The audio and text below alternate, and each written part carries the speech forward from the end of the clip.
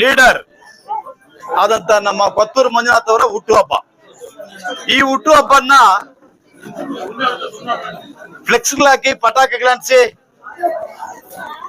Dam ಡೂಮ್ ಅಂತ ಮಾಡೋದಕ್ಕಿಂತ ಏನು ನಿರ್ಗತಿಕರಿದ್ದಾರೋ, ಏನು ಬುದ್ಧಿಮಾನ್ಯದ ಮಕ್ಕಳು, ಅವ್ರಿಗೆ ತಂದೆ ತಾಯಿ ಕೂಡ ಇಲ್ಲ ಬಹಳಷ್ಟು ಜನರಿಗೆ, ಅಂತವ್ರ ಮಧ್ಯೆ ಆ ಒಂದು ಧೀಮಂತ ನಾಯಕನ ಹುಟ್ಟುಹಬ್ಬವನ್ನ ಮಾಡುವುದರಿಂದ ಸಾರ್ಥಕತೆ ಸಿಗುತ್ತೆ ಅಂತ ಹೇಳಿ ನಮ್ಮ ಪಕ್ಷದ ಎಲ್ಲಾ ಹಿರಿಯ ಮುಖಂಡರುಗಳೆಲ್ಲ ಕೂಡ ತಿಳಿಸಿರೋದ್ರ ಮೇರೆಗೆ ಇವತ್ತು ದಿವಸ ಈ ಒಂದು ಬುದ್ಧಿಮಾನ್ಯ ಮಕ್ಕಳ ಜೊತೆ ಮಾಡ್ಬೇಕು ಅಂತ ಇವತ್ತು ಈ ಮಕ್ಕಳಿಗೆ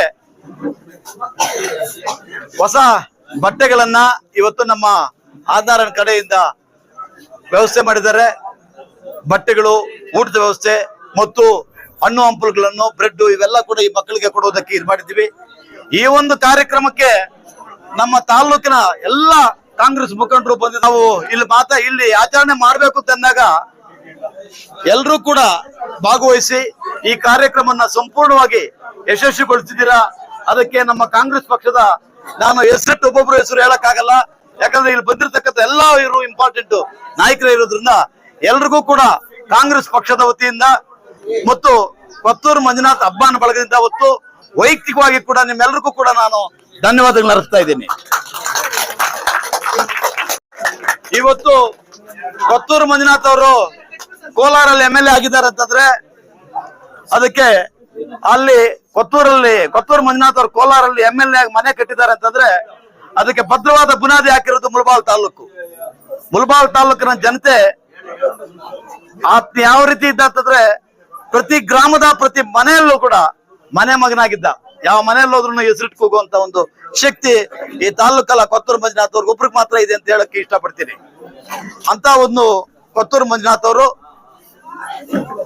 ಕಾರಣಾಂತರಗಳಿಂದ ಕೋಲಾರ್ಗೆ ಹೋಗ್ಬೇಕಾಗಿ ಬಂತು. ಹೋದ್ರು ಕೂಡ ಇಲ್ಲಿನ ಜನರ ಮನಸ್ಸಲ್ಲಿ ಅಚಲವಾದಂತ ನಿಂತಿದ್ದಾರೆ. ಈ ಹಿನ್ನೆಲೆಯಲ್ಲಿ ನಮ್ಮ ತಾಲೂಕಿನಾದ್ಯಂತ ಕೂಡ ಇವತ್ತು ಎಲ್ಲರೂ ಕೂಡ ಬಹಳ ಸಂತೋಷದಿಂದ ಅದರಲ್ಲಿ ಪಂಚಾಯತಿಗಳಲ್ಲೆಲ್ಲ ಕೂಡ ಕಾರ್ಯಕ್ರಮ ನಡೆಸ್ತಾ ಇದ್ದಾರೆ. ಈಗ ಮಂಜುನಾಥ್ ಅವರು ಕೂಡ ನಾವು ಈ ಜನ ಸಮ್ಮುಖದಲ್ಲಿ, ಈ ಮಕ್ಕಳ ಸಮ್ಮುಖದಲ್ಲಿ ಸಮ್ಮುಖದಲ್ಲಿ ಅವರಿಗೆ ದೇವರು ಆರೋಗ್ಯ, ಭಾಗ್ಯ, ಸುಖ, ಶಾಂತಿ ಕೊಳ್ಳಿ. ಅದ್ರ ಜೊತೆಗೆ ರಾಜಕೀಯವಾಗಿ ಇನ್ನಷ್ಟು ಎತ್ತರಕ್ಕೆ ಬೆಳಿಬೇಕು.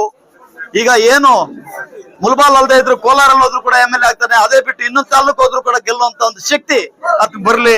ಆಮೇಲೆ ಶೀಘ್ರದಲ್ಲೇ ಒಬ್ಬ ಮಂತ್ರಿಯಾಗಿ ನಮ್ಮ ಜಿಲ್ಲೆಗೆ ಬರ್ಬೇಕು ಅಂತ ಕೂಡ ದೇವರಲ್ಲಿ ಪ್ರಾರ್ಥಿಸುತ್ತಾ ನಾನು 2 ಮಾತು ಮುಗಿಸ್ತಾ ಇದ್ದೀನಿ. Thank you.